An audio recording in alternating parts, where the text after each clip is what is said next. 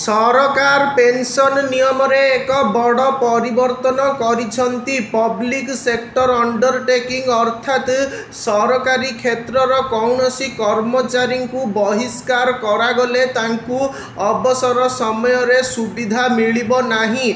एही सूचना देई केंद्र सरकार कहिसंती जे एपरि बहिष्कार निष्पत्ति संपृक्त प्रशासनिक मंत्रणालय द्वारा समीक्षा कराजिबो।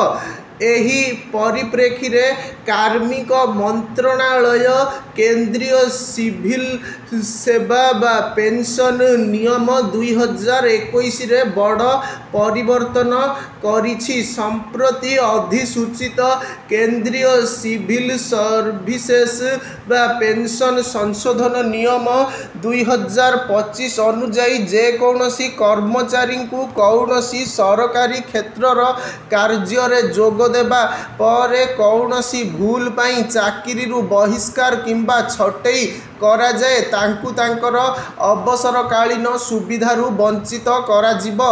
एही नियम गुड़िक 22 मई रे अधिसूचित करा जाइथिला। एथिरे कुहा जाइछि जे जणे कर्मचारी को बहिष्कार किंबा छटई करा जिबा क्षेत्र रे प्रकल्पर निष्पत्ति को संपृक्त मंत्रणालय प्रशासनिक भावरे समीक्षा करिबो। पूर्व नियम अनुजाई कौनसी सरकारी क्षेत्रर कर्मचारी को चाकरी रु बहिष्कार किंबा छटई करा जिबा क्षेत्र रे अवसरकालीन सुविधा समाप्त करने अनुमति नथिला। कर्मचारी माने एथिरु उपकृत होई पारिथान्ते, किंतु एबे सरकार एहाकु संपूर्ण भावरे समाप्त करने निष्पत्ति नेइछंती।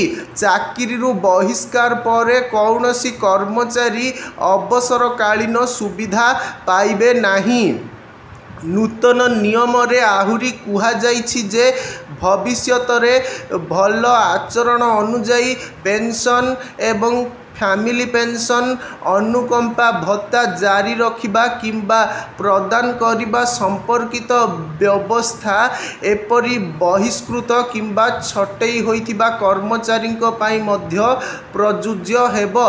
केंद्रीय सिविल सेवा बा पेंशन नियम 31 डिसेम्बर 2003 रे किंबा पूर्वरु नियुक्त सरकारी कर्मचारी पई प्रযোज्य। रेल कर्मचारी आकस्मिक एवं दैनिक मजूरी नियुक्ति रे नियोजित व्यक्ति एवं भारतीय प्रशासनिक सेवा बा आईएएस, भारतीय पुलिस सेवा बा आईपीएस एवं भारतीय वन सेवा बा आईएफओएस रो अधिकारी माननकु छाड़ी एही नियम प्रযোज्य।